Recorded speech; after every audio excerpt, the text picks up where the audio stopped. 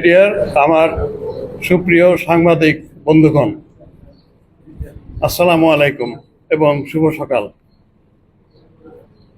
আপনারা জানেন, আমাদের প্রিয় বাংলাদেশের অর্থনীতির অন্যতম স্তম্ভ শিল্প খাতের নিরাপত্তায় শিল্পাঞ্চল পুলিশ নিরলসভাবে কাজ করে যাচ্ছে।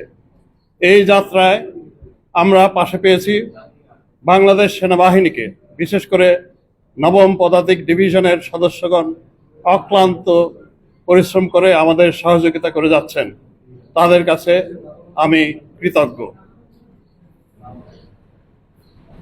প্রিয় বন্ধুরা, আপনারা জানেন, শ্রম মন্ত্রণালয়ের টিসিসি সভায় সিদ্ধান্ত নেওয়া হয়েছিল যে ফেব্রুয়ারি মাসের বকেয়া বেতন, শ্রমিকদের ঈদের বোনাস ও মার্চ মাসের আংশিক বেতন 20 রমজানের মধ্যে পরিশোধ করা হবে। আপনাদের মাধ্যমে আমি সকল শ্রমিক ভাইদের এবং বোনদের প্রতি এই প্রতিশ্রুতি দিচ্ছি যে তাদের এই ন্যায়সঙ্গত পাওনা আদায়ের জন্য আমরা সকল পক্ষের সাথে আলোচনায় আছি এবং আপনাদের পাশে আমরা সবসময় থাকব। শিল্প খাতের সকল স্টেক হোল্ডার, শ্রমিক নেতৃবৃন্দ সহ সকলের প্রতি আমার উদাত্ত আহ্বান, আপনারা কোনো গুজবে কান দিবেন না। শ্রমিক ভাই বোনরা, আপনারা নিজ কর্মস্থলের ক্ষতি করবেন না। ভাঙচুর করে নিজেদের প্রিয় কর্মস্থলের কোনো ধরনের ক্ষতি হতে দিবেন না।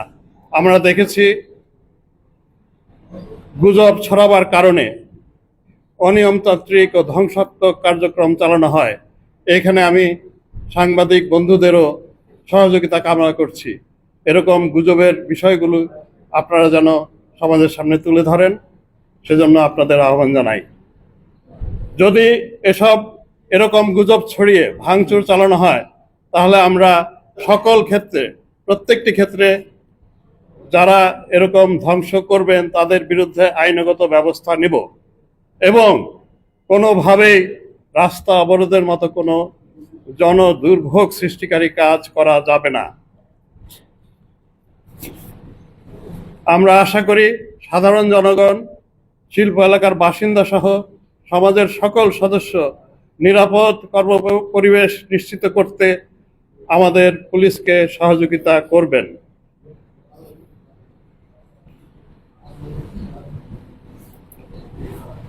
সমাজের সকলের প্রতি আবার আমার আহ্বান, আপনারা পুলিশকে সহায়তা করুন, কাজের পরিবেশ তৈরি করুন।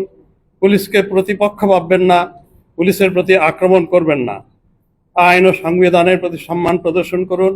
দেশ গঠনে আমাদেরকে দেশের সেবা করার সুযোগ দিন। ঈদের ছুটিতে ঢাকা থেকে লক্ষ লক্ষ মানুষ বহির্গামী হন।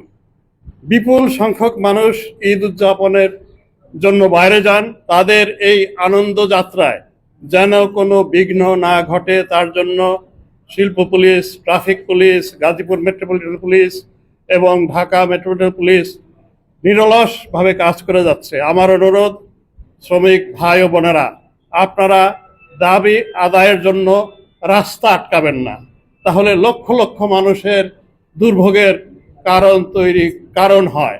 আপনারা তাদের বছরের এই একটা উৎসব আয়োজনে, আনন্দযাত্রায় বিঘ্ন হয়ে দাঁড়াবেন না।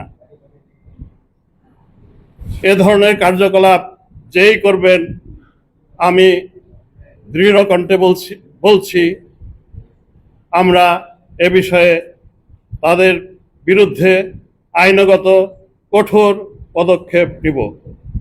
আমি প্রিয় সাংবাদিকবৃন্দ, এটা রমজান মাস, আমি আপনাদের কাছে ক্ষমা চেয়ে নেই, কোনো আপ্যায়নের আয়োজন আমরা করতে পারিনি।